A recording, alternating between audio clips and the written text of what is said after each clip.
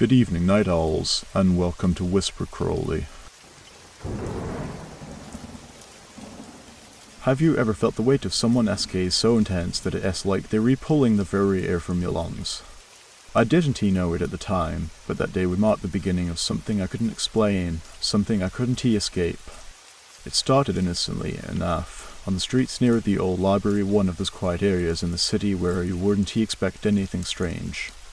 The sun was setting, casting long shadows on the cracked pavement. I had been there before, countless times, with nothing out of the ordinary to worry about. But that evening, as I walked past a row of old stone buildings, I felt it. A cold, creeping sensation on the back of my neck. My first instinct was to shrug it off. People get strange feelings all the time. It is nothing. But then the sensation grew sharper, stronger. The hairs on my skin stood up, and the air around me seemed to thicken. It wasn't just a feeling anymore. It was like someone was staring at me, watching me with a kind of intensity that made my chest tighten. I stopped. I glanced around, trying to catch a glimpse of whoever might be there. There was no one. The street was empty, save for a few scattered leaves blowing in the wind. Nothing out of place. Nothing to explain the sudden dread sinking into my stomach. Yet the feeling didn't fade. It stayed, clinging to me like a second skin. I could almost hear the soft whisper of a breath against my ear, though no one was there. I began walking again, faster this time, but I couldn't shake it off. I couldn't escape the feeling that I was being followed, like someone was just out of sight, moving with me, matching my steps. My pulse quickened, and with each turn I made, it seemed the air grew thicker, heavier. Then I saw it. A shadow. Just ahead of me. Moving in a way that didn't make sense. The shape shifted, barely noticeable at first, but then it was there clear as day, hovering just around the corner of the alleyway. I froze, staring at it. Was it someone else? A trick of the light? Or something more? My heart pounded in my chest, the sound almost deafening in the sudden silence. I took a step back, but the shadow seemed to move with me, gliding along the ground like a living thing. And then I saw those eyes. Not the shadow's eyes, but something worse. I couldn't move. My body felt paralyzed, as if those eyes were reaching inside me, digging through my thoughts, my very soul. I don't know how long I stood there, unable to look away, until I jerked my head up. The shadow had vanished just as suddenly as it had appeared, but the feeling remained. That suffocating, watching gaze that made my lungs burn. I thought I had imagined it. I tried to tell myself it was nothing, just my nerves. But deep down, I knew I had seen something, and it had seen me. As I left the alley, I couldn't shake the thought. Was I still being watched? The next few days were a blur. I tried to forget what happened, to convince myself it was nothing more than an overactive imagination, a trick my mind had played on me. But no matter how hard I tried to push it away, the feeling of being watched lingered. Every time I stepped outside, the air felt too thick, too still. The shadows seemed deeper, stretching longer than they should, as if they were reaching out for me. I couldn't shake the sensation that something was always behind me, just beyond my line of sight, waiting for the right moment to reveal itself. I didn't want to admit it, but I was afraid. Afraid to leave my apartment. Afraid to step into the world outside, where every corner seemed to hide a potential threat. My thoughts became clouded, my once logical mind clouded by doubt. Could I trust my senses?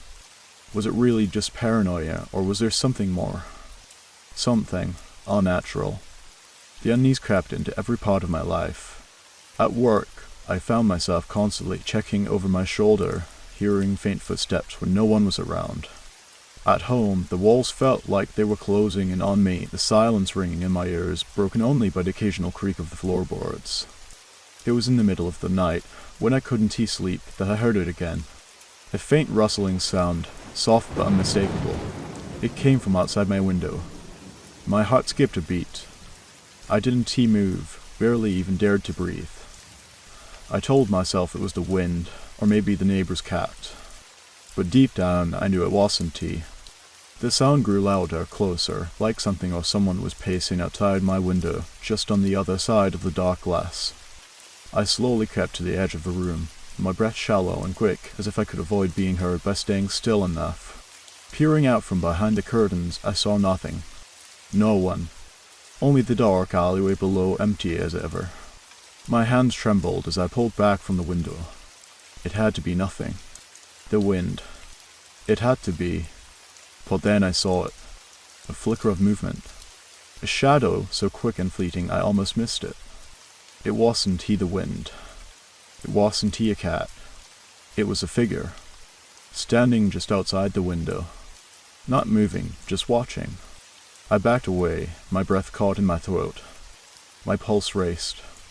The figure didn't seem to be breathing, didn't seem to be alive in any real sense. Its outline was too sharp, too unnatural against the soft night. The longer I looked, the clearer it became. No face, no features, just a silhouette that twisted and shifted like smoke. Panic surged through me, drowning out all rational thought. I bolted from the window, scrambling to turn on the lights. But as I flicked the switch, the figure was gone. The room was bathed in harsh, fluorescent light, but it didn't matter. The terror had already taken hold. I didn't sleep that night. And the next morning, the shadow remained, lingering at the edge of my mind, always there but never quite tangible. I tried to focus on work, tried to drown out the feeling of dread that had started to consume me, but it was impossible. Every sound, every movement made my heart race. Was I losing my grip on reality? Or was something truly hunting me? That evening, I decided to go back to the library. I thought if I could just go somewhere familiar, somewhere safe, I might finally feel normal again. The sun was setting as I made my way down the same street I had walked a few days ago. The same cracked pavement, the same old stone buildings. But it didn't feel the same. The shadows seemed longer and the air thicker. I quickened my pace. I could still feel it, that presence. Like something was walking just behind me, breathing down my neck. And then, as I passed the alleyway where I had seen a shadow before, I heard it again. A soft rustling. I froze. It wasn't the wind. It was footsteps, but they weren't my own. They were coming from behind me, growing closer with each passing second. My heart pounded in my chest as I turned slowly, my eyes scanning the empty street. But just before I could see anything, I felt a gaze, sharp and cold, piercing into me from the darkness. The feeling was back. The same suffocating sensation I had felt before. I could feel my breath catch in my throat. It was there. Watching. Waiting. Then a voice. Low and guttural, whispering my name. Come closer. I didn't wait to hear more. I ran. I didn't stop running. My feet hit the pavement hard, the sound of my own breath ringing in my ears. I didn't care where I was going, just away from it. Away from whatever was chasing me. But no matter how fast I ran, no matter how many corners I turned, the feeling didn't fade. It was there, like a dark cloud following me, tightening around my chest with each step. I turned onto a narrower street, desperate to lose whatever had followed me. The wind howled, making the trees shudder and groan as I passed them. I could almost feel the whispers in the breeze, a cold voice calling around my neck. Come closer. The same words from before, but now they were louder, more insistent. I couldn't breathe. My heart hammered in my chest, my vision narrowing as panic set in. I reached an intersection, my head spinning. Was I lost? The street looked different, distorted, as if the world itself was warping around me. I stumbled to a halt, trying to catch my breath, but every exhale felt like I was inhaling ice. The shadows stretched unnaturally long, crawling along the walls like something alive. And then, just as my eyes darted around, I saw it. A figure standing at the far end of the street, cloaked in darkness. It was too tall. Too still. A presence so heavy it made the air vibrate. I couldn't move. I just stared at it, my mind struggling to comprehend what I was seeing. Its shape flickered, the edges blurring in and out of focus. But there was one thing that didn't change. Its eyes. Those cold, hollow eyes locked onto mine, and I felt it again, the pressure, the weight, the suffocating sense of being watched, controlled. I tried to look away, but I couldn't. My body refused to obey. It began to move slowly, deliberately. Step by step, it came closer, and with each movement, the temperature around me seemed to drop, the chill gnawing at my skin. My feet stayed frozen in place, though every instinct told me to run, to flee before it could reach me. But I couldn't. I was trapped. It was closing in. Then I heard it again. The voice soft and quiet, but unmistakably clear. "You can escape." The words slithered into my ears, sinking into my mind. I tried to scream, but my throat closed up as if the very air had been stolen from me. My legs felt heavy, as if something was anchoring me to the ground. The figure was just a few feet away now. I could make out more details, twisted and unnatural. Its body was too thin, its limbs too long, its movements jerky, as if it didn't quite fit the shape it was trying to take. But it was the face that made my blood run cold. It was almost human, but distorted, no nose, no mouth, just a smooth, featureless surface where its face should be.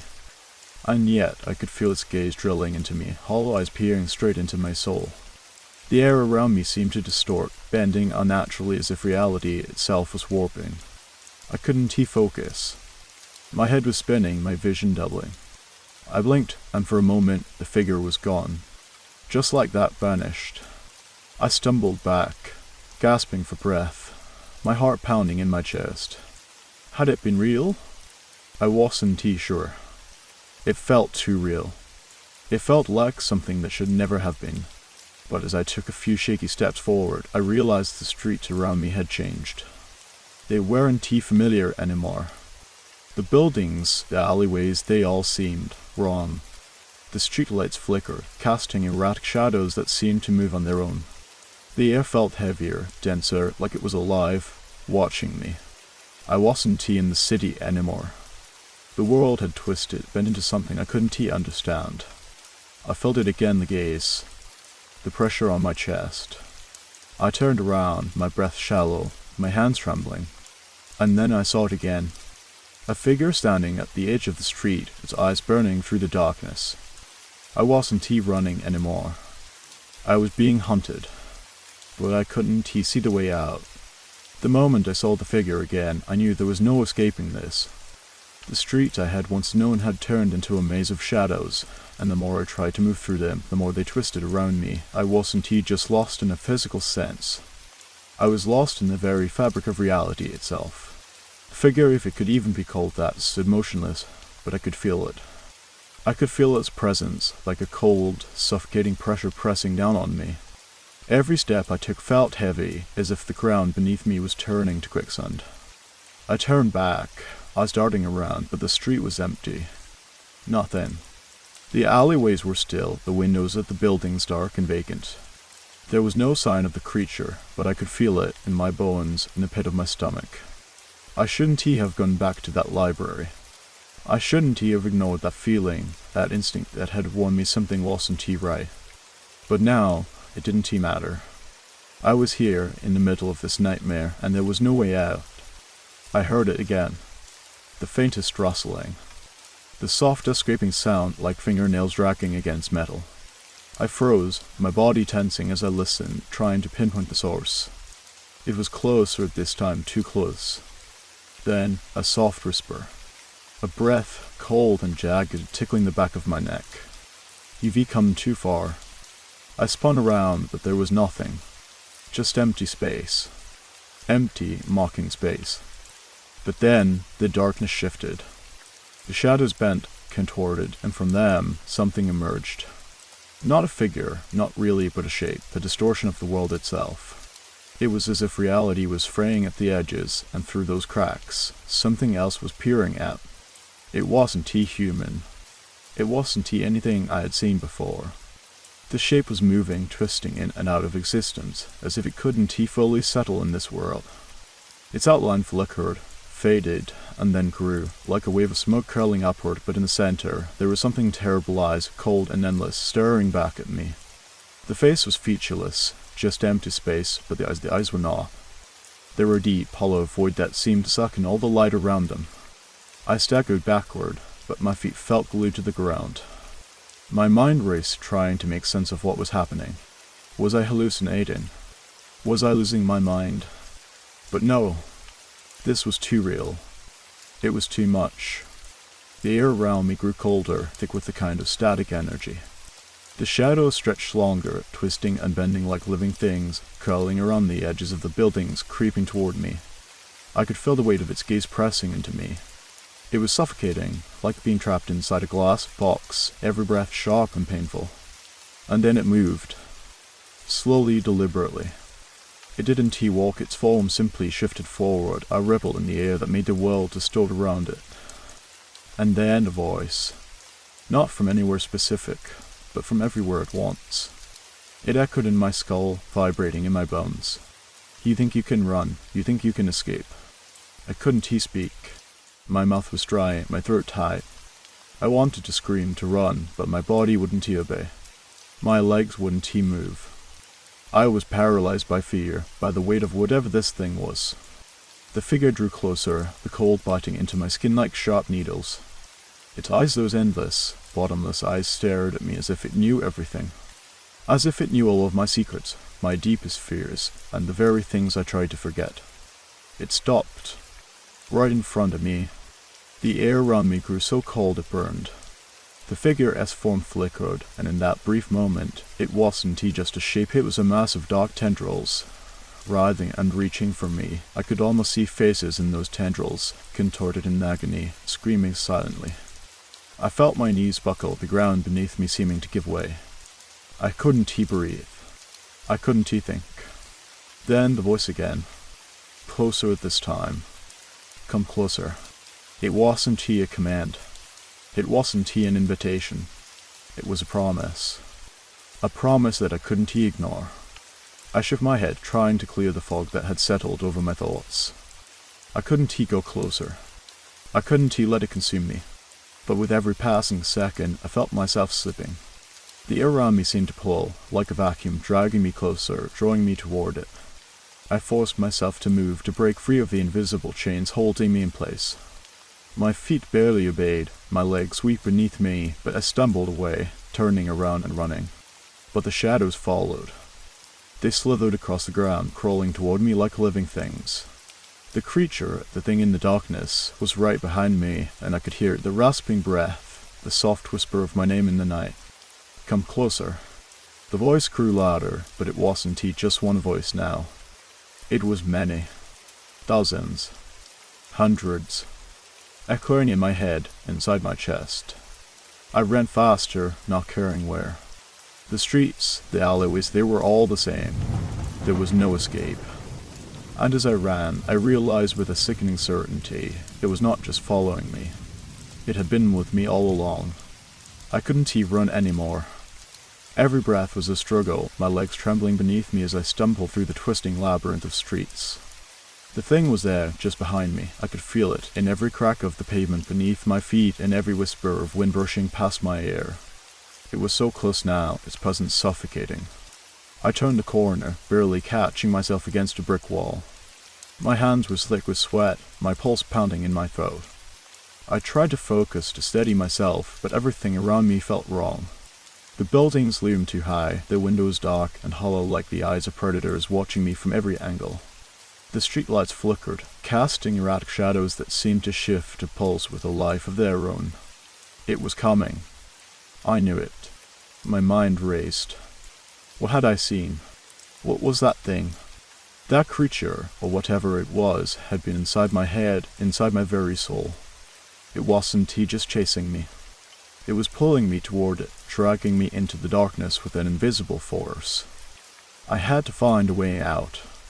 I had to get to safety, to somewhere, anywhere that wasn't this twisted version of reality. But the streets kept shifting, distorting. The paths I had taken just moments before weren't there anymore. I looked up at the towering buildings, only to see that they had changed, their facades bending and warping as though the city itself was alive, twisting in on itself. It was like I was stuck in a dream, one where the rules of reality no longer applied. I stumbled forward, my chest tight with panic, and then I saw it. At the end of the alley, a faint light. A door. My eyes locked onto it, and for the first time in what felt like hours, a flicker of hope stood inside me. I ran toward it, my heart beating faster, my feet pounding the ground. The alley seemed to stretch on forever, the light ahead flickering like a distant star. I was so close. Just a few more steps, and I would be free. But then I heard the sound that had been haunting me since this nightmare began. A whisper. Thought. Eerie. But this time, it wasn't too distant. It was right beside me. A breath on my neck. You can escape. I froze. My breath caught in my throat, and I turned my head, the hairs on the back of my neck standing up. There was nothing there. Just the empty alley stretching behind me, the light at the end now flickering even more radically. But I felt it. I felt its presence closing in on me. I turned back to the door, my legs moving of their own accord, pushing me forward, desperate for safety. But the closer I got, the farther the door seemed to move. The distance stretched like some cruel joke, mocking my every step. And then I saw it again. The thing. The figure. It was standing at the far end of the alley, just beyond the door, its eyes glowing faintly in the darkness. I could see it more clearly now, the shape of it, the writhing tendrils that seemed to form and reform, like shadows made flesh. Its presence was suffocating, its form impossibly tall, looming over me. Come closer. The voice echoed, inside my mind, inside my bones. I backed away, heart pounding. My head spun, my thoughts scrambled. I had no idea what was happening, but I couldn't deny it. It was real. All of it. The streets, the figure, the eyes, it was all too much. I couldn't escape it. I couldn't outrun it. I turned and ran the other way, but the alley seemed to collapse behind me. The walls closed in, the space growing smaller, tighter, until I could barely move. Every direction was wrong. Every path led to more darkness, more confusion. I had to wake up. I had to. But it wasn't a dream. It wasn't a nightmare. It was real. It was happening. And I didn't know if I was going to make it out. Then, suddenly, the air shifted. The sound of a whispering voice stopped, replaced by something else. A loud thump. Like a door slamming open. I looked up, my eyes scanning the space around me. And there it was. The door. The one I had seen before. Only this time, it wasn't distant. It wasn't fading. It was real. It was right there in front of me, glowing with an eerie, unnatural light. I hesitated. I wanted to run. I wanted to scream. But something inside me, some primal instinct, pushed me forward. I couldn't go back. I couldn't stay here. I didn't know what would happen if I stayed in this place, but I knew it would be worse than whatever was behind that door. I stepped forward. One foot, then the other, until I was standing right in front of it.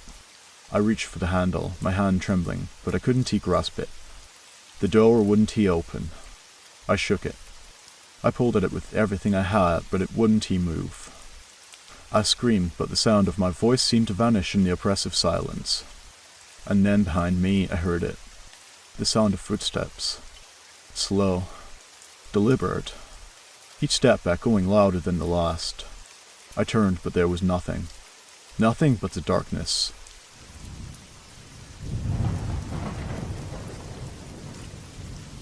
I hope you enjoyed the first story. If you did, don't forget to leave a like. But if I didn't do my job well, feel free to give it a thumbs down. Either way, drop a comment and let us know where you're listening from and what time it is for you. Now, let us continue. Have you ever felt something watching you in the dead of night? That silence so thick, it presses in on your chest, suffocating you with its intensity. I had always been a believer in the ordinary. The quiet hum of suburban life, the predictable rhythms of the neighborhood. There was comfort in it. But comfort, I learn, is a fragile thing. It cracks in the dead of night. It started innocently enough. I had come home late after work, the streets empty, save for the occasional distant car passing by. The sky was a heavy blanket of dark, no stars, no moon. Just a vast, oppressive blackness. I stepped into my apartment, the familiar scent of old wood and lavender from my grandmother's face filling the air. But something felt off. A heaviness, like the weight of something unsaid, something unfinished. I shrugged it off, not wanting to admit that my own thoughts were beginning to wear on me as they had been for weeks. The memories of a life that had been slowly slipping through my fingers, a family I hadn't spoken to in years, a friendship long forgotten, all these regrets piling up in the quiet corners of my mind. I tried to shake them off, turning on the lights and sinking into the comforting stillness of my place. I locked the door behind me. My apartment was small, the kind that always smelled faintly of coffee and dust, its walls lined with bookshelves that hadn't been dusted in ages. I sat down on the couch, the leather creaking beneath me. Outside, the world was still. Everything seemed to slow down, like the city itself was holding its breath. And then I heard it. At first, it was nothing more than a soft sound of faint shuffle, barely audible. I thought it was the wind, or maybe a neighbor, though it was too quiet for that. The wind should be been howling through the trees by now. But no, this sounded was closer, more deliberate. I froze. My eyes darted around the room. The apartment was small, the walls closing in on me. There was nothing to hide behind. I tried to reason with myself, to dismiss it. It was nothing. It had to be nothing. But then the sound came again, louder this time. A soft, dragging step. I held my breath. My eyes locked on the window, where the curtains fluttered ever so slightly. The stillness was broken by something else. A whisper. So faint, so distant, that it could be even a figment of my imagination. Help me. The words were soft but clear. The air grew thicker, colder. I could feel my heart hammering in my chest, a primal fear taking hold. The room was changing. The familiar creaks of the old apartment became oppressive. The walls, once warm and safe, now felt alien, as if they were closing in on me. I stood up, my legs unsteady, and moved toward the window. I drew the curtains aside, half expecting to see something outside, but the street was empty, bathed in the same unnatural darkness as before. The world outside was silent, so silent that it felt like the air itself had frozen in time. I was about to turn away when something caught my eye. A shadow. A figure standing just beyond the light cast by the street lamp. It was tall, its form indistinct, blending with the night. But I knew deep down, I knew it was no ordinary figure. The whisper came again, closer this time, and the words were unmistakable. Come closer. I staggered back, my breath catching in my throat. My mind raced. There was no logical explanation, no reason for this. But the feeling was undeniable, the weight of it pressing on me, pulling me toward the darkness outside. I turned away from the window, my hands shaking. I couldn't let it in. Not again. But as I reached for the door to leave, a cold wind swept through the room, slamming it shut with a force that rattled the windows. I was trapped. The shadow outside had moved closer, its shape now clearer against the dim light. It was no longer a distant form. It was right there, just on the edge of my vision, watching. And then the whisper became a voice. Don't leave. My blood ran cold. This wasn't just a presence. It wasn't just a ghost. It was something far worse. Something tied to the silence of this night. I took a step back, my breath ragged, my eyes locked on the door. The room was closing in on me, the walls now pressing against my chest, suffocating me. The figure moved closer, its presence suffocating, filling every inch of space. It was as though the air itself had become thick with its energy, pulling at me, drowning me in its unseen gaze. A faint, almost imperceptible sound filled the air, a low hum, a vibration that seemed to come from within the walls themselves. It was as though the very structure of the apartment was alive. The lights flickered once, twice, and then the shadow stepped forward. It wasn't a person. It wasn't human. I couldn't see its face, but I could feel it staring at me. Its invisible eyes drilled into me, empty, void of anything but despair. And the whisper was gone, replaced by something worse, silence. Pure oppressive silence. The kind that fills the spaces between your thoughts, leaving only dread. And then it came. A hand, cold and invisible, touched my shoulder. The hand that touched my shoulder was ice cold, a chill that ran through me like a bolt of lightning. I froze, unable to move, paralyzed by the invisible force pressing against me. My body refused to obey, and every instinct screamed at me to run, to escape, but my legs wouldn't budge. The silence enveloped me, thick and suffocating, as though the room itself was holding its breath. For a moment, there was nothing but that overwhelming cold, this sensation of something being there, just behind me, watching. The air around me felt alive, pressing in on me, closing every gap between the walls and my skin. The room no longer felt like a safe haven. It felt like a cage. I could feel the weight of unseen eyes, those invisible, unblinking eyes, drilling into me. I spun around, heart pounding in my chest, desperate to face whatever was there, but there was nothing but the empty space in front of me, the dim light flickering above, casting long, distorted shadows. My breath was shallow, too fast, as if I had been running, but I hadn't moved. My chest constricted, each inhale more difficult than the last. I wanted to scream to break the silence that had now become oppressive, but my voice was stuck, lodged in my throat. I glanced at the door. It was still closed, the handle unmoving, yet I could have sworn I heard something on the other side. A scraping sound, soft but distinct. It sent a shiver up my spine, but when I reached for the handle, it refused to turn. It was as if the very building itself was holding me captive, trapping me inside its walls. Suddenly the whispering voice returned, but this time it wasn't a whisper at all. It was a low, guttural murmur, vibrating through the air, scraping against the inside of my skull. My eyes darted around the room, trying to find the source, but I saw nothing. The voice echoed in my mind, the words slow, deliberate, as if they were spoken from the very core of my fear. "You can run from me, not anymore." I clutched at my chest, feeling the thundering of my heart, the suffocating pressure inside me. I wanted to tear open my ribcage, let the air in, but the voice was everywhere now, inside my thoughts, inside my skin, twisting and warping reality. Yes, not real, it can't be real, I told myself. But the voice didn't stop. "You left me, you abandoned me, you'll never escape this." The words felt like a weight, crushing me under their meaning, under their accusation. I squeezed my eyes shut, trying to blot them out, but they lingered, hovering in the air like a presence, filling the room, suffocating me. "Who is this?" I thought desperately. "Who are you?"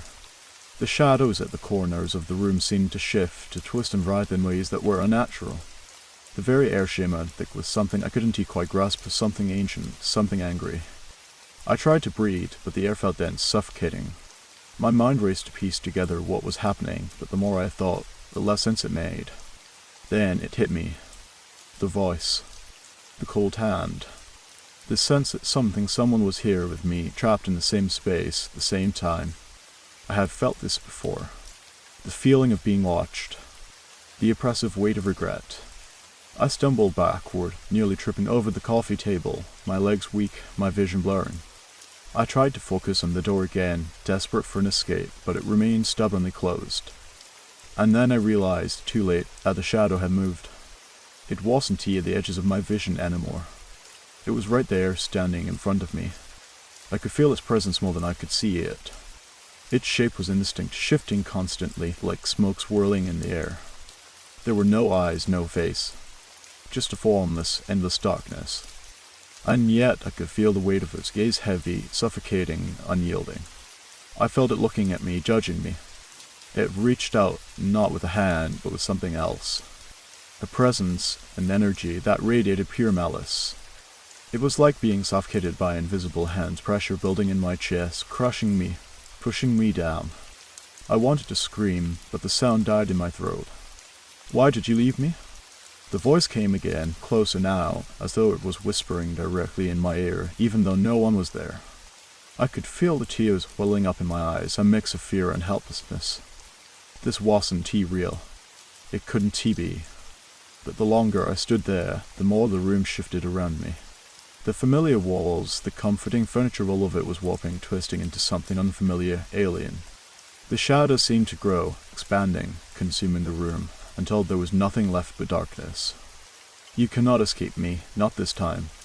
I squeezed my eyes shut, my hands pressed to my ears, but the voice only grew louder.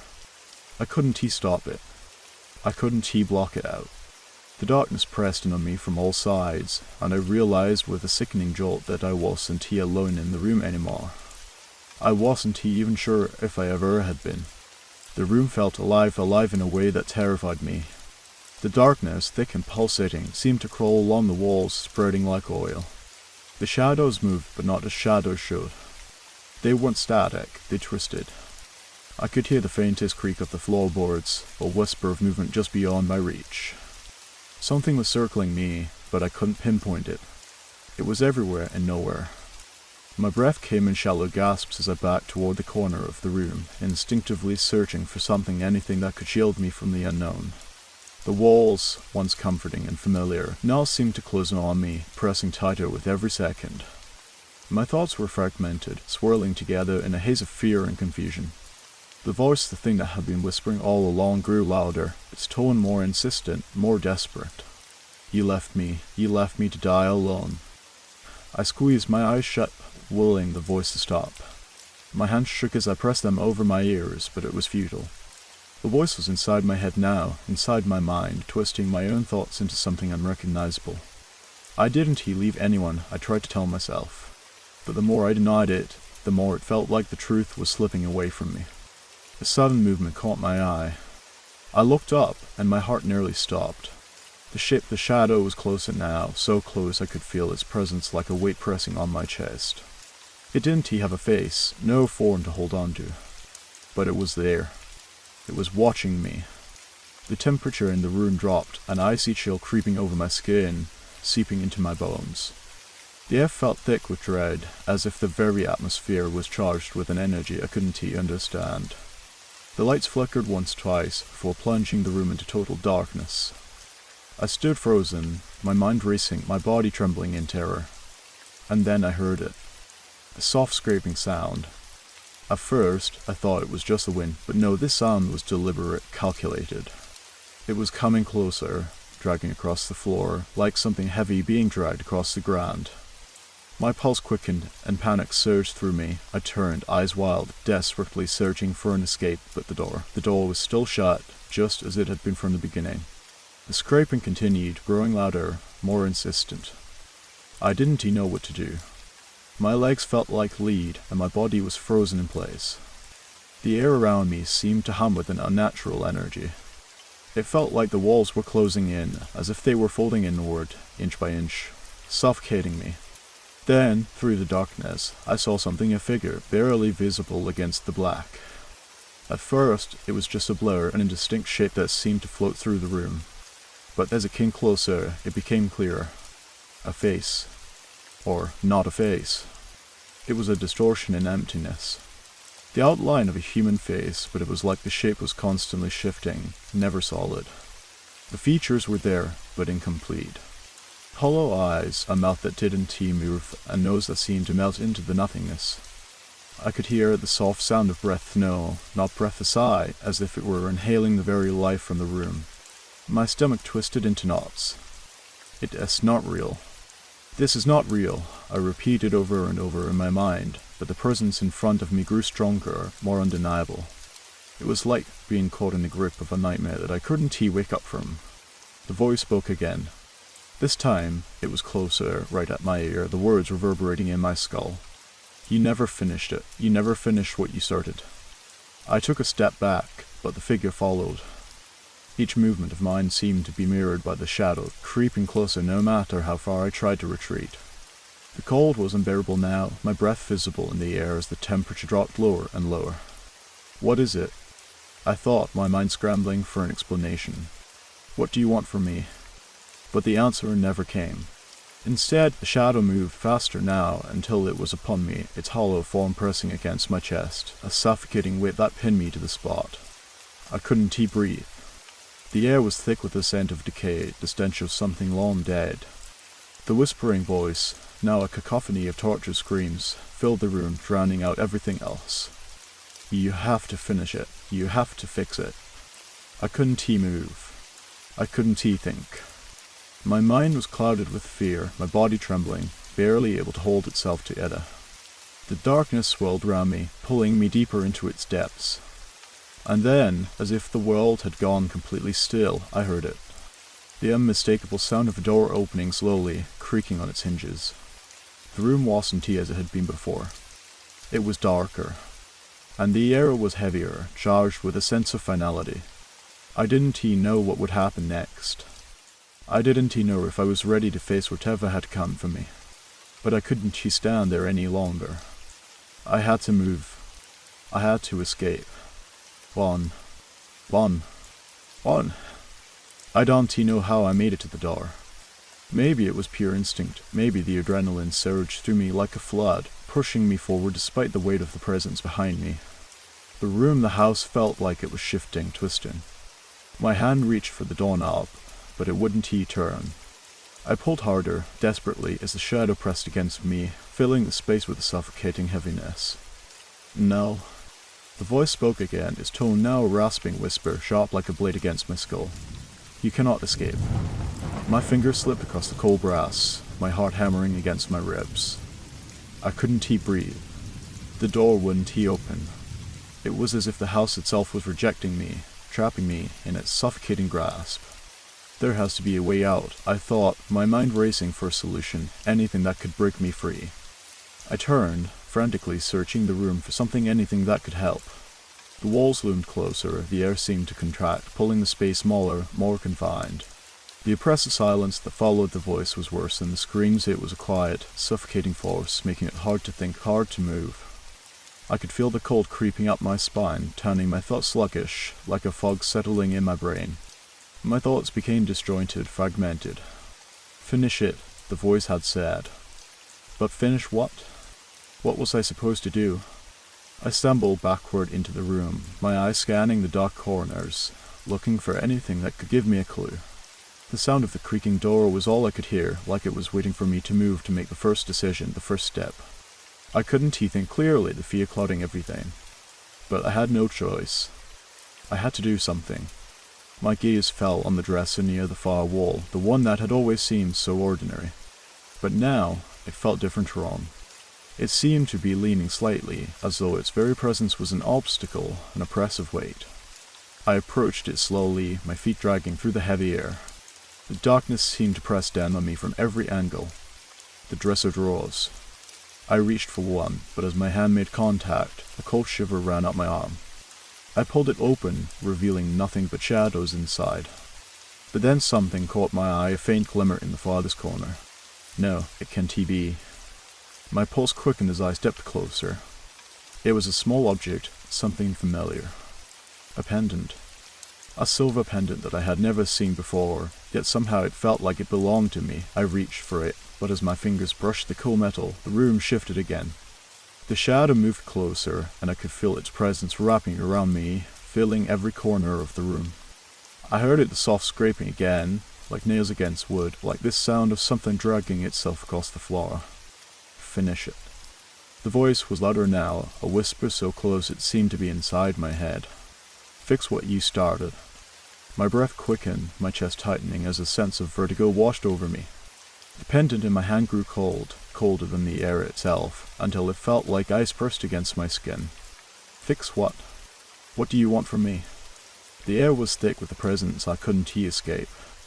My heartbeat pounded in my ears, and the shadow was getting closer, its form shifting, becoming more until it seemed to take shape, like it was feeding off my fear.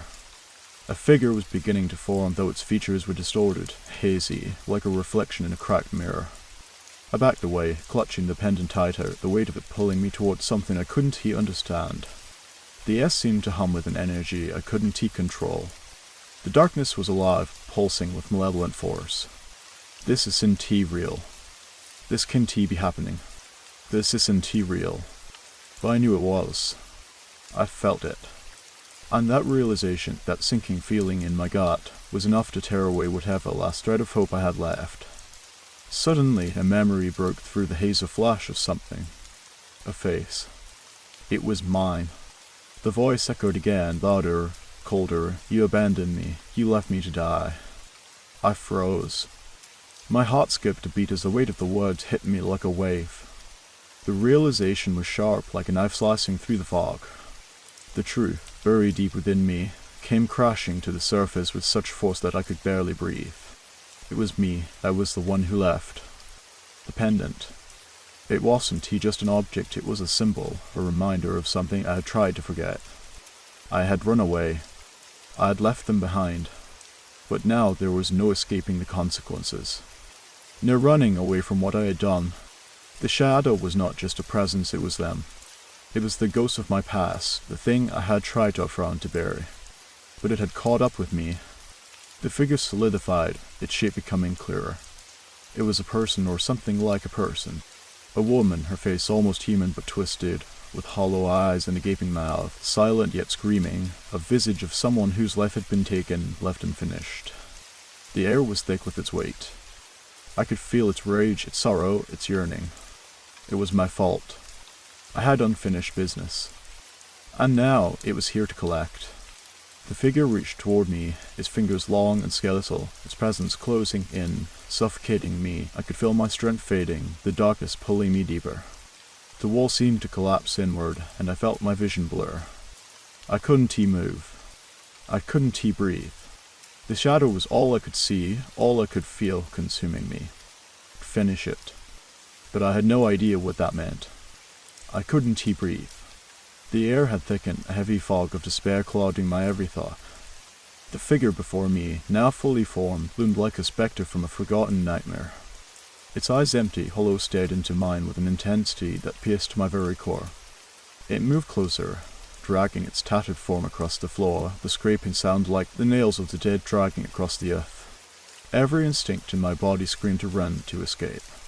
But I couldn't. My legs felt rooted to the spot, as though the floor itself had grown teeth and was holding me captive. My chest tightened, each breath harder to take, the air too thick, too cold. It was suffocating. The pendant in my hand burned with the cold, unearthly chill, its silver surface gleaming in the dim light of the room. The weight of it dragged me down into the pit of something I had long tried to forget.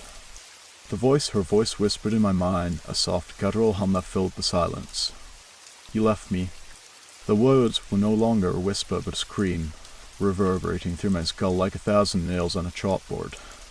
I closed my eyes, trying to block out the noise, the words, but they seeped into my thoughts, tearing through the fragile veil I had wrapped myself in. It was real. All of it. The figure, the voice, the dread, it had all been building to this moment. I tried to move, to pull away from the figure, but my body wouldn't respond. My thoughts were a jumbled mess, my mind consumed by the guilt, the realization that I had run from something, someone once, and now I had to face the consequences. But what was the consequence? What did it want from me? Finish what you started. The voice was no longer a whisper. It was demanding, urgent. The figure's hand reached toward me, its fingers long and sharp, curling like the claws of a wild beast. The air grew colder still, the temperature dropping to something unnatural.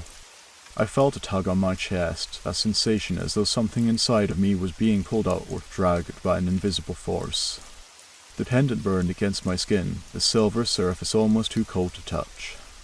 I looked down at it, and for the first time I saw the faint engraving etched into the back a name. Her name. The realization hit me like a freight train. The woman, the figure before me, was someone I had known, someone I had wronged, someone whose life I had abandoned. I had left her to die. The words came flooding back, the memories, fragments at first, flashes of a time I had buried deep within me, locked away to protect myself from the truth. But the truth couldn't be outrun. It was here, now, in the form of this creature, this tortured soul that had followed me across time, across space, across my very mind. I closed my eyes, shaking my head, trying to block it all out, but I couldn't. Her face, twisted and distorted, filled my vision. Her eyes, once full of life, now hollow and empty, stared at me accusingly. You abandoned me, she whispered again, her voice now sharp, jagged, like broken glass. The guilt heavy, suffocating, pressed down on me. The floor seemed to fall away beneath my feet as I sank deeper into the abyss of my own fear. There was no escape. There had never been any escape. My thoughts began to fragment further, slipping away from me as the room around me seemed to stretch and warp. The walls blurred, twisted into something that no longer resembled a house. The air itself felt alive, thick with malice, with anger her anger. I could feel it crawling under my skin, like a poison seeping into my veins. I didn't know how much time had passed. It felt like minutes, hours, or maybe even days. But I couldn't think about that now. I had to act. I had to confront this, face it head on. What do you want from me? I croaked, my voice barely more than a whisper, shaking with fear. Her form shifted, the air around her rippling like the surface of a disturbed pond. A long, jagged grin stretched across her face, pulling her features further into something monstrous. You know what you need to do. I closed my eyes, my mind racing. I had to stop running. I had to face whatever this was, whatever she was, no matter how terrifying. But the weight of the past was too heavy, too crushing. How could I fix what I had done? How could I undo the years of regret, the guilt that had followed me all this time? But the answer was clear now. It wasn't about undoing anything. It was about accepting the consequences. It was about acknowledging the mistake, the abandonment. And it was about forgiving myself. The figure loomed closer, her hand now inches from my face. I could feel the coldness, the unnatural chill seeping into my bones. But I didn't flinch. I didn't move. I didn't need to. I reached for the pendant, still burning with an icy fire, and placed it in her hand. I am sorry. The words were barely a whisper, but they carried the weight of everything I had ever feared. The figure paused. For a moment it seemed like the world held its breath. The air was still, as if the very house itself had stopped moving. Then, slowly, the figure smiled a twisted, agonizing smile. It's too late for apologies. The voice was soft now, almost sad, as if acknowledging something lost, something beyond repair. The pendant in her hand began to glow, its silver surface pulsating with an unnatural light brighter and brighter until the room was consumed in a blinding flash. I closed my eyes. It was a promise I made in desperation, and now it clings to me like a shadow I can't escape. I never meant to speak it aloud, but the words slipped out, a fragile whisper in the stillness of the night. Now every time I think about it, I feel like the oath has a life of its own, one that controls me, shaped my every move. The house was silent, its walls thick with the weight of solitude. The air was stagnant, heavy, as though the world itself had paused just outside. My fingers traced the edge of the worn wooden table in front of me, the wood smooth beneath my touch. I could hear nothing but the faint hum of the fridge in the corner, the flickering of a light bulb overhead, and the sound of my own breathing. It should have been peaceful. It should have been calming. But instead, I felt the ever-present pressure of something unseen, something lurking in the corners of my mind. I had been sitting there for what felt like hours, the clock ticking in the background, yet somehow the time seemed to stretch, to blur. The shadows in the room were growing longer, their shapes becoming distorted in the dim light. But it wasn't the shadows that had me on edge. It was the silence. It was too perfect, too absolute. The kitchen was familiar, almost comforting, but tonight it felt different. The floor creaked under my weight as I stood up, the quietness echoing louder than it should have. I walked to the window, pulling the curtains aside, half expecting to see something outside, anything that could explain the growing unease in the pit of my stomach. But there was nothing. Only the darkness. I exhaled slowly, pressing my palm against the cold glass. The night was thick, like ink spilling over the air, but there was something in the air. A strange heaviness that seemed to be pressing against my chest, making it harder to breathe. The wind outside barely stirred, and yet there was a faint sound, something soft, a whisper almost, that didn't belong. It came from somewhere just outside, or maybe just inside my head. It asked nothing, just my mind playing tricks. But even as I thought it, I could feel it. The sensation of being watched, of being followed. It was a feeling I couldn't shake, no matter how I tried to rationalize it. The hairs on the back of my neck stood up, and I couldn't help but glance over my shoulder, half expecting to see someone standing there in the doorway. There was no one, just the empty space behind me. I turned back to the window, pressing my hands harder against the glass, willing myself to see something to prove that this feeling wasn't real. But the longer I stood there, the worse it became. The silence around me grew suffocating, like the walls themselves were closing in. I could almost hear my heartbeat in my ears now, the thudding so loud it drowned out everything else. And then, as if in response to my panic, the wind picked up outside, rustling the trees. But it wasn't a normal rustling, it was more like scratching. A sharp, dragging sound that seemed to scrape across the ground just beyond the edge of the window. I flinched, taking a step back from the glass, my breath catching in my throat. My eyes darted around the room looking for something, anything to explain the sound. But the room was empty and the house felt still. Maybe I should just go to bed, I thought. Get some rest. Maybe I am just tired. but the pull to investigate, to know what was causing the noise, was too strong.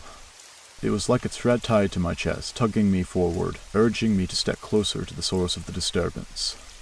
I hesitated, my heart racing in my chest. The shadows in the room seemed to stretch, growing darker, deeper, the very air thickening with a heaviness I couldn't explain. The sound outside the scraping was louder now, closer. It wasn't a natural noise. It wasn't the wind. It was something else. I glanced toward the door, my mind already racing, trying to convince myself to stay, to ignore the irrational fear creeping up my spine. But my legs moved before my thoughts could catch up. The door. I had to check. As I stepped forward, the house creaked around me. The floorboards groaned under my feet like the house itself was trying to warn me. I reached for the handle, my fingers trembling. The cold brass felt slippery under my touch, as if someone had already gripped it before me. For a moment I hesitated. Was it just my imagination? Was I really hearing something out there? Or was it the weight of the isolation, the endless silence that had started to break me? I pulled open the door. Nothing. The hallway stretched before me, dark and quiet, just as I had left it.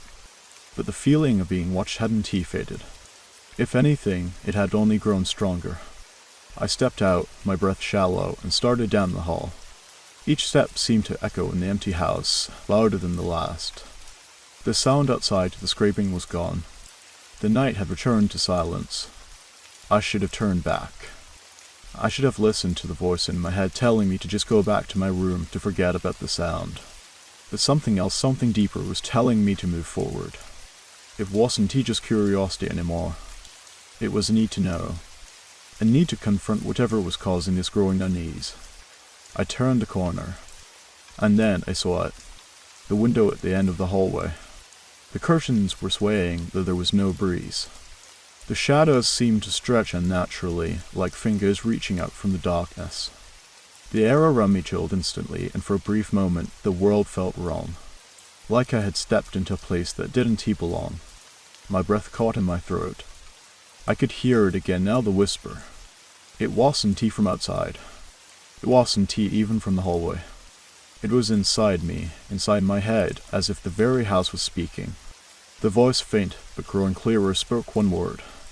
Run. The voice echoed in my mind. On. It wasn't a suggestion. It wasn't even a warning. It felt like a command. But my feet remained rooted to the floor, heavy, as though something was anchoring me in place. I could feel the pressure building in my chest, the air thick with an oppressive weight that made it difficult to breathe. I wanted to move, to flee from whatever this was, but I couldn't. I was frozen in place, my body betraying me. I glanced back down the hallway toward the open door I had come through. It seemed so far away now. The silence that had filled the house before had returned, but it was different this time. It was too quiet, unnervingly quiet. There was no sound at all, not even the soft hum of the fridge or the distant creak of the house settling. The stillness was all-encompassing, suffocating. I could feel the whisper again, a soft voice, like wind rustling through the leaves, but it wasn't coming from anywhere tangible. It was inside my head, like a thought that wasn't my own. One. I didn't know where the voice had come from. Was it real? Was it my own mind cracking under pressure? Or was there something else in this house, something ancient, something that had been waiting, lurking in the shadows for me to acknowledge it? The curtains in the hallway billowed again, though there was no breeze. The movement was slow, deliberate, like a signal, a message. I couldn't tell if I was imagining it, but it felt as though the shadows were moving with purpose, pulling my attention toward them. It was as if they were alive, and they wanted me to look closer. My feet finally obeyed. The whisper in my mind didn't relent. It grew louder, more urgent. One. But as I took one step forward, I felt something cold against my skin, an unnatural chill that swept through the room like ice water. It wasn't just the temperature. It was a presence, something invisible pressing in, surrounding me. I couldn't see it, but I could feel it. I reached the end of the hallway, where the window was still open, the curtains swaying gently as though a breeze were blowing through them. But there was no wind. There was only this strange, silent force. The window. I had to close it. I reached for the frame, my hand trembling as I grabbed the edge of the cold wood. My fingers brush against something smooth, something that felt wrong. The temperature around me seemed to drop even further, as if the room itself was being sucked into some other place, some other dimension. I glanced back down the hallway. The door was still open. The house was still empty, but I couldn't shake the feeling that I wasn't alone. I couldn't see anyone, but I knew there was something there, something in the dark, something waiting. The whispering voice was louder now. It wasn't just one word, it was a sentence. "It knows you're here." My breath hitched. I didn't want to look behind me. I didn't want to turn around. But I did. There was no one there. No shadowy figure lurking in the corner. No one standing just outside the reach of the dim light from the hallway. But the pressure was there. The feeling of eyes on me. A presence. A force I couldn't see but could feel deep inside my bones.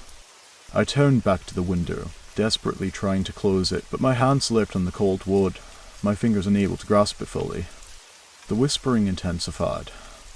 It was no longer a soft voice.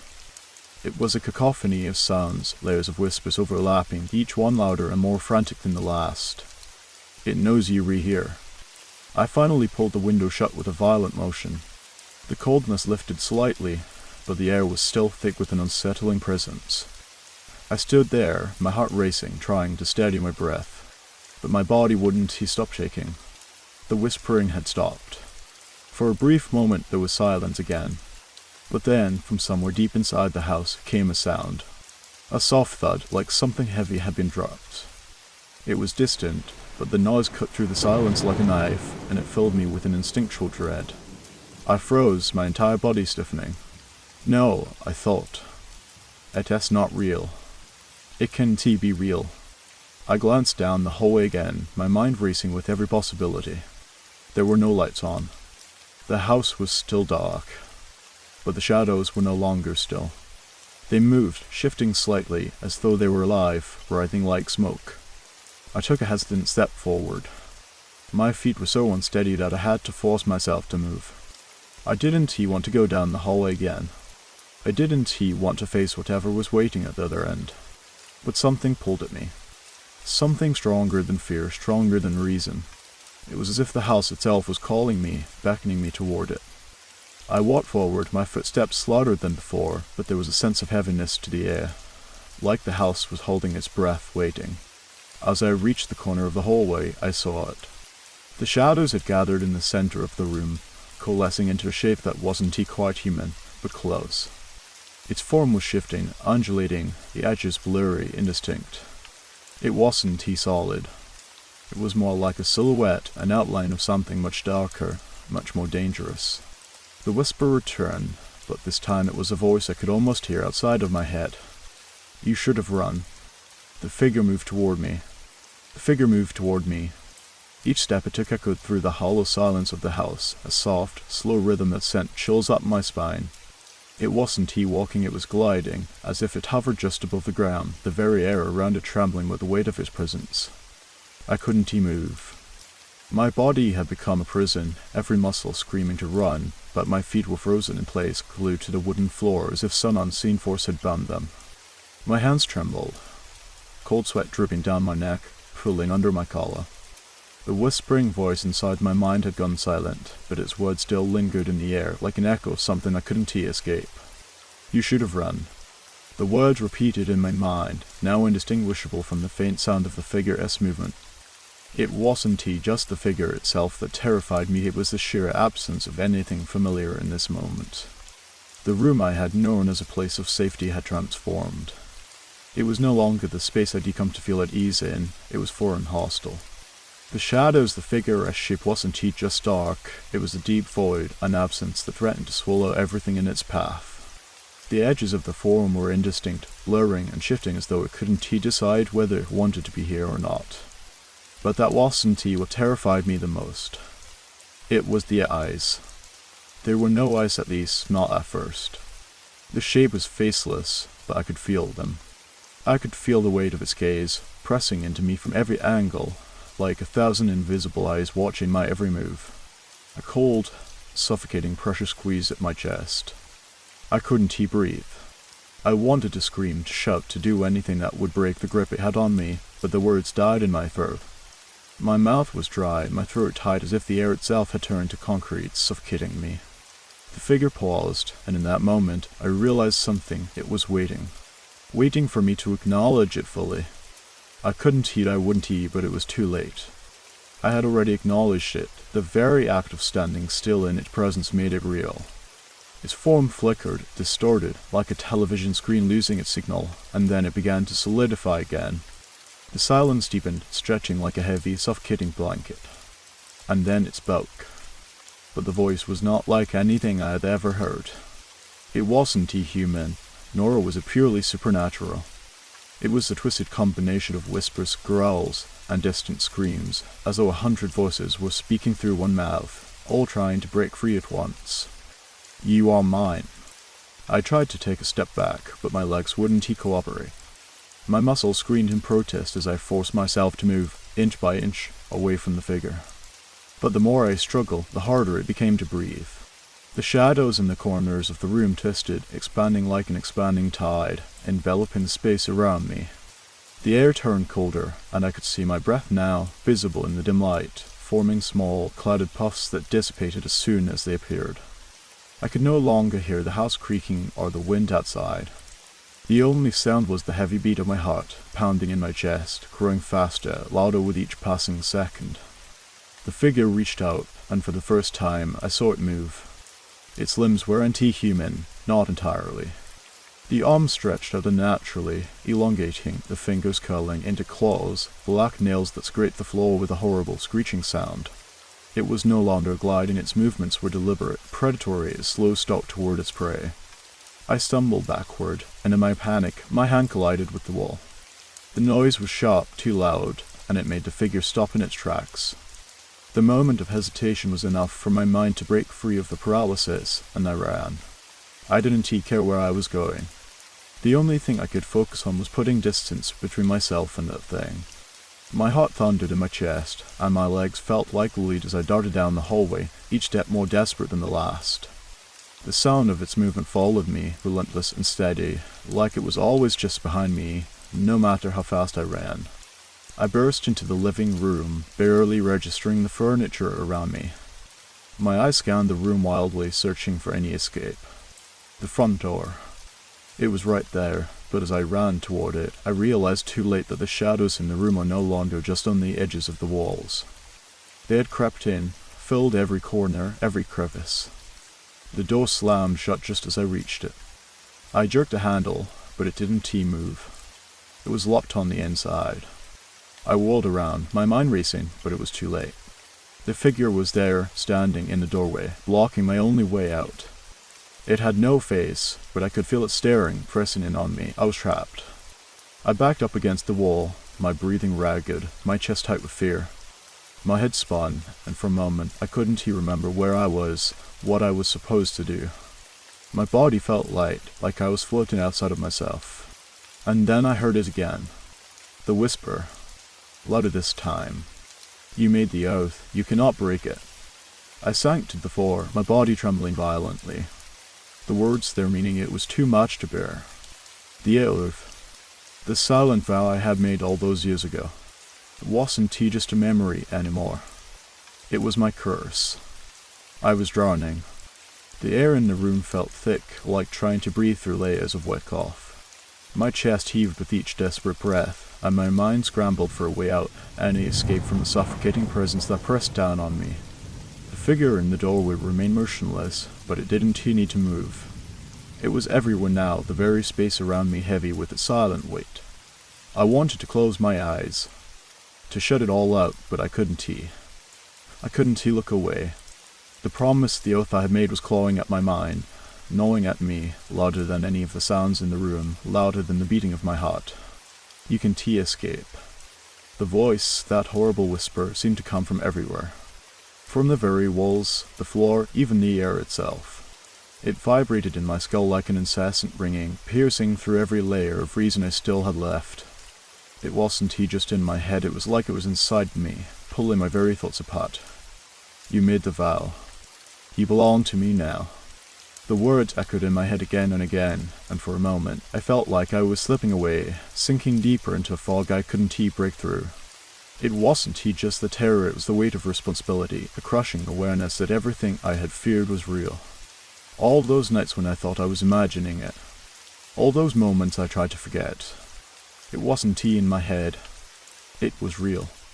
I pressed my palms against my temples, trying to block out the voice, the feeling, but it wasn't enough. The room was closing in on me. I could feel the shadows curling around the edges of the walls, creeping closer, as if the darkness itself were alive, a living, breathing thing that hungered for me. The temperature in the room dropped. I could see my breath now, each exhale forming a white cloud that vanished instantly, like the very air rejected me. You can hide.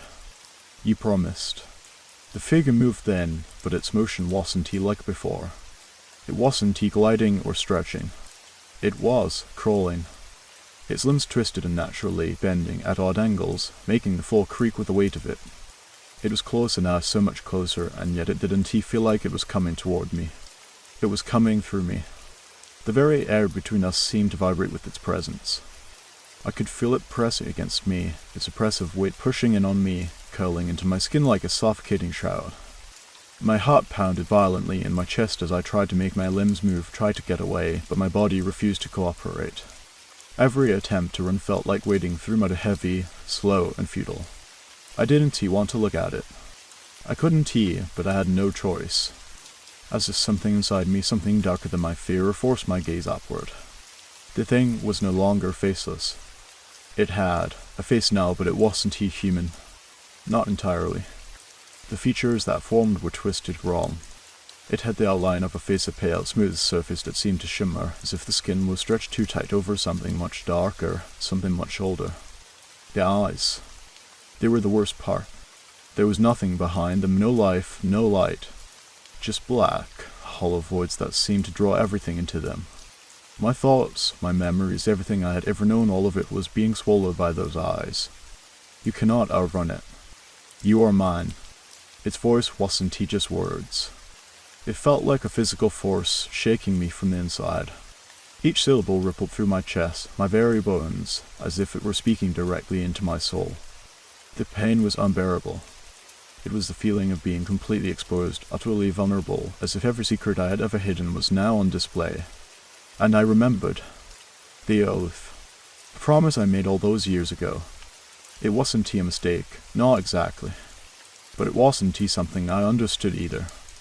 I had made that vow in desperation, as a way to make the pain stop. The grief. The guilt. The thing I thought I could escape, something I never truly understood, had attached itself to me. My fear, my need for a way out, had led me right into its grasp. I had thought it was just a moment of weakness. But it wasn't. It had always been real. The oath binds you, now and forever.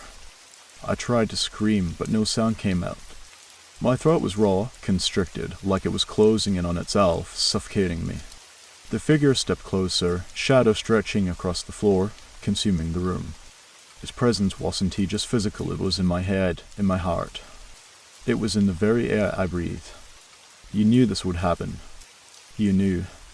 The voice surged, louder now, its power overwhelming. My hands were shaking, my vision blurring. It was like the world itself was unraveling around me, every single detail slipping away into the blackness. I couldn't hold on to it. I couldn't hold on to anything. And then, just as the darkness began to swallow everything whole, the room and the house seemed to shift. The walls wavered like ripples in water. The floor tilted beneath my feet. The shadows became something else, something I couldn't comprehend. I wasn't sure if I was awake anymore. I didn't know how long I stood there, locked in that room. Time had lost all meaning. The seconds stretched into hours, or maybe it was the other way around. I had lost track. I wasn't sure if I was dreaming or awake anymore, and the lines between them were beginning to blur. The air in the room was thick, suffocating, and I could hear the sound of my breath raspy, desperate, breaking the silence. But everything else was still. No sound. No movement. The shadows remained, curling at the edges of the walls, but they no longer advanced. It was as if they were waiting for something, waiting for me. I I could still feel the weight of the figure's presence, even though it was no longer in front of me. It was in my head. It was inside me now. The oath had been made. The vow was mine to keep. You are mine. The words echoed in my skull, louder this time, resonating with a finality that felt like the closing of a tomb.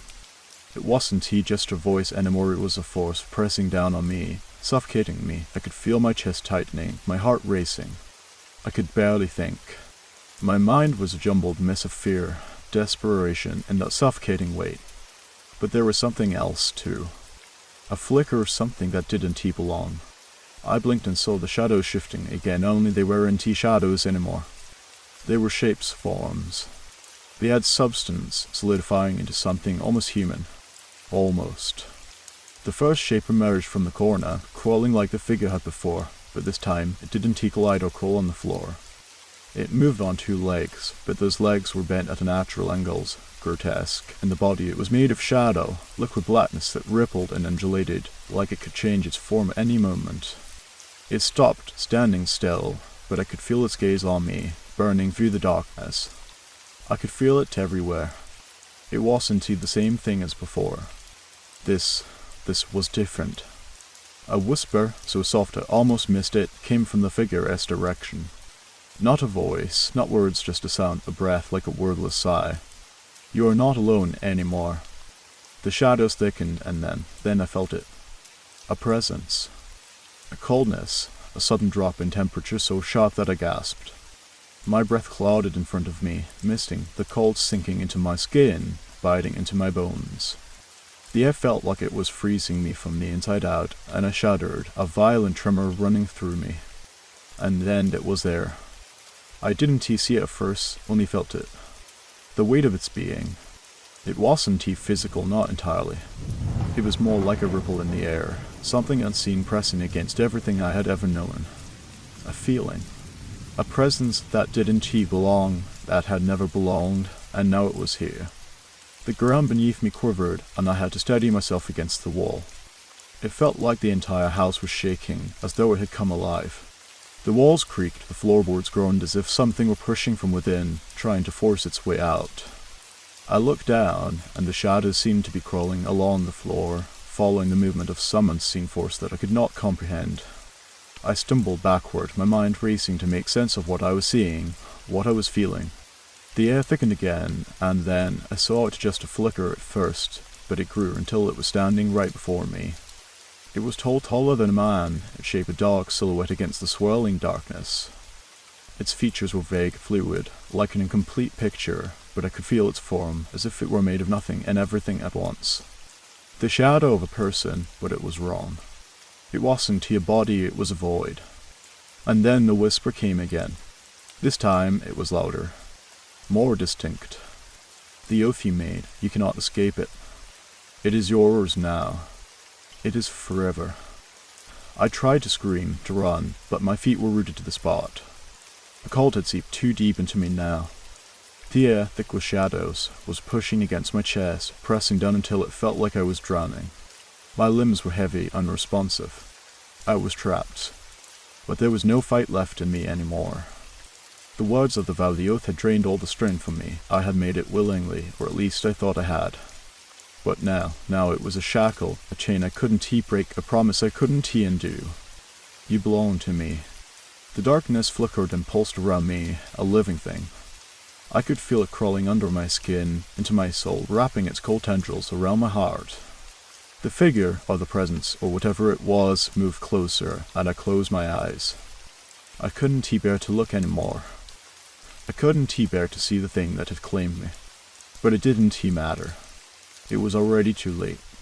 The last thing I heard before everything went black was its voice, gentle, almost kind, but with an undertone of menace that made my stomach turn. You are mine. You always were. And then there was nothing.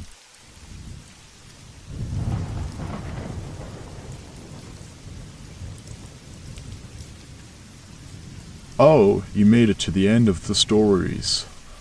That means it's the perfect time to subscribe so you don't miss future episodes. And if you haven't already, leave a like and drop a comment. I'd love to hear your thoughts. Have a great time relaxing, and good night.